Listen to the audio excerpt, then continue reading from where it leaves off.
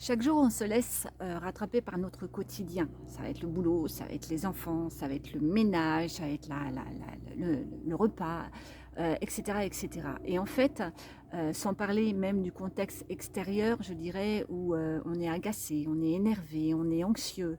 Voilà, tout ce quotidien dans lequel on émerge constamment.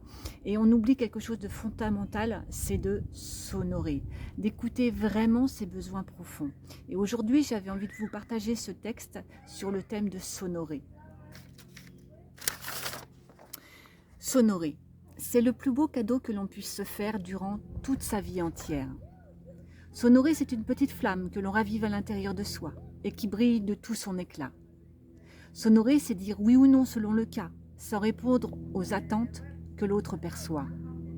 C'est se féliciter de ces petites victoires inopinées, sans se préoccuper du tableau noir qui se dresse, en pointant malgré tout ce qui blesse.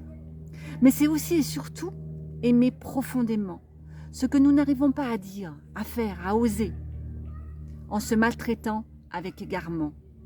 C'est reconnaître que l'on veut paraître plutôt que d'être, car quelque chose en nous se serre alors et annonce la tempête dehors. C'est regarder le masque que nous portons qui se présente à chaque occasion. C'est prendre dans ses bras tout ce qu'on n'aime pas. C'est hier, c'est demain, c'est surtout aujourd'hui. C'est la présence qui façonne cette pierre brute que nous sommes et qui la polit.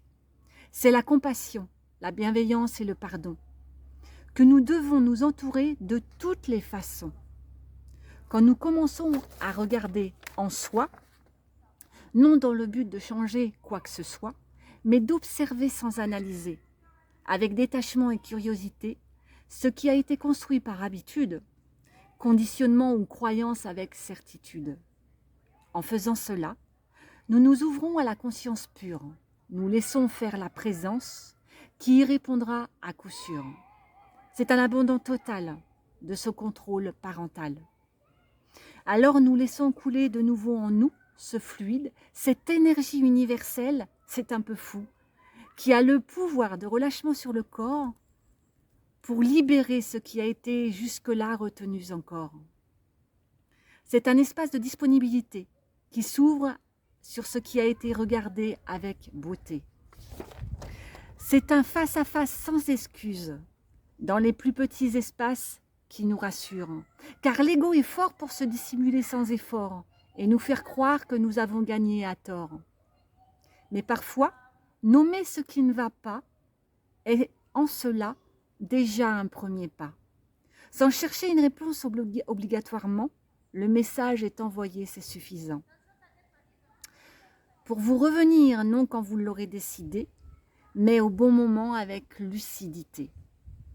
Cette expérience vous sera répétée tant que vous n'aurez pas intégré cette nouvelle donnée, non pour vous embêter, mais pour plus de liberté.